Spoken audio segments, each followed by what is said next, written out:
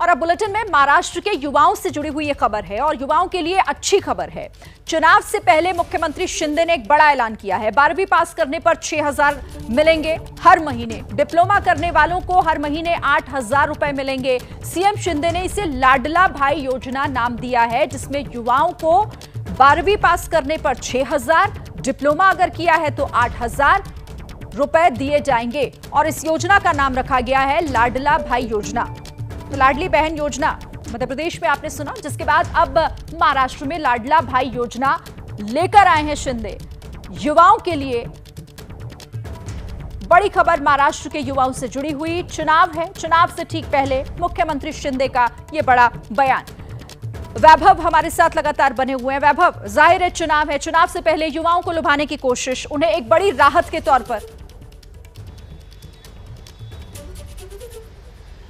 जी बिल्कुल, देखा जाए तो चुनाव के पहले ये जो योजनाएं की घोषणा हो रही है, तो ये योजनाओं का असर देखा जाए तो सरकार की तिजोरी पर होने वाला है। और इसी को देखते हुए यूबीटी के नेता संजय राउत ने तंज कसा है एकनाथ शिंदे पर। जो लोकसभा में अपने वोट खरीदे गए, अब सरकार की तिजोरी से ये लोग सरकार की तिजोरी का पैसा लोगों को देकर वोट खरीदने की कोशिश कर रहे हैं, ऐसी आलोचना अब संजय राउत ने की है। अब देखिए, महाराष्ट्र की राजनीति अब बहुत आगे चली गई है। 2 साल पहले एकनाथ शिंदे ने उद्धव ठाकरे से बंड करके यहाँ पे आ गए, फिर उसकी सत्ता स्थापन कर दी। देवेंद्र फडणवीस आ गए, फिर उसके बाद अजित पवार शामिल हो गए। उसके बाद अब कुछ ही महीनों में विधानसभा का चुनाव होने जा रहा है। देखा जाए तो लोकसभा चुनाव के नतीजे इस सरकार के लिए काफी अच्छे नहीं है। देखा जाए तो महाविकास आघाड़ी की सबसे ज्यादा सीटें यहाँ पे आई है। जैसे आपने भी कहा ना कि इस पर अब सवाल भी खड़े होने शुरू हो गए हैं, क्योंकि इसे एक चुनावी योजना कहा जा रहा है। लाडला भाई योजना पर विपक्ष ने सवाल खड़े कर दिए। उद्धव गुट के नेता संजय राउत, जिन्होंने बयान दिया,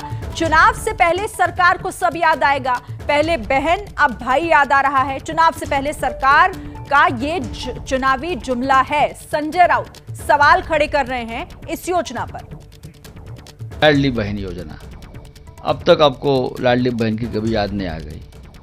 चुनाव आ गया तो लाडली बहन, लड़ला भाई, ये होता रहता है। चुनाव को 2-4 महीना है, 2-4 महीने के बाद ये सब डामाडोल होने वाला है।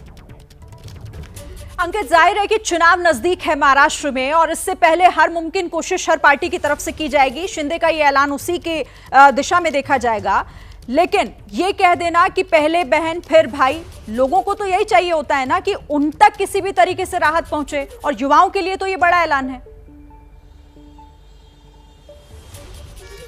देखिए, निश्चित तौर पर देखिए, यहाँ पर यही राजनीति है। जो सत्ता में होता है वो ये कहता है कि हमने तो जन कल्याण के लिए कोई फैसला लिया है और कभी ना कभी तो वो फैसला लिया ही जाएगा। लेकिन जो विपक्ष में होता है वो अक्सर उस पर यही कहते हुए सवाल भी खड़े कर देता है कि देखिए, ये लोगों को जो है लुभाने की कोशिश है, वोट खरीदने की कोशिश है, और एक तरीके से जो है जो सरकारी योजनाएं हैं उनका गलत फायदा उठाया जा रहा है चुनावी फायदे के लिए। तो ये आरोप प्रत्यारोप चलता रहता है। लेकिन इस वक्त जहां पर जब अगर हम बात कर रहे हैं, जुलाई महीने में बात कर रहे हैं, और साल के अंत में जो है चुनाव की तारीख का सामने आ चुकी होंगी और चुनाव हो रहा होगा, तो ऐसे में 5-6 महीने का वक्त बचा है। तो आरोप प्रत्यारोप का सिलसिला तो चलेगा ही। लेकिन निश्चित तौर पर जिस बात का जिक्र अभी वैभव भी कर रहे थे, तो आप लोग चर्चा भी कर रहे थे कि लोकसभा चुनावों में जिस तरीके से जो एनडीए गठबंधन है उसका जो परफॉर्मेंस रहा है, निश्चित तौर पर अब हर एक दल, फिर चाहे वो बीजेपी हो, फिर चाहे वो जो है शिवसेना हो, या फिर जो है अजित पवार गुट हो, हर कोई अपनी तरफ से अब ये बताने की कोशिश कर रहा है कि वो जनता के बीच में लोकप्रियता है उसकी, और वो बेहतर परफॉर्मेंस कर सकते हैं। और उसी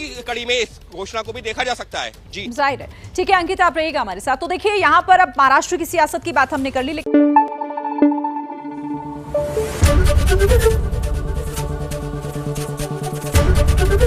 एबीपी न्यूज आपको रखे आगे।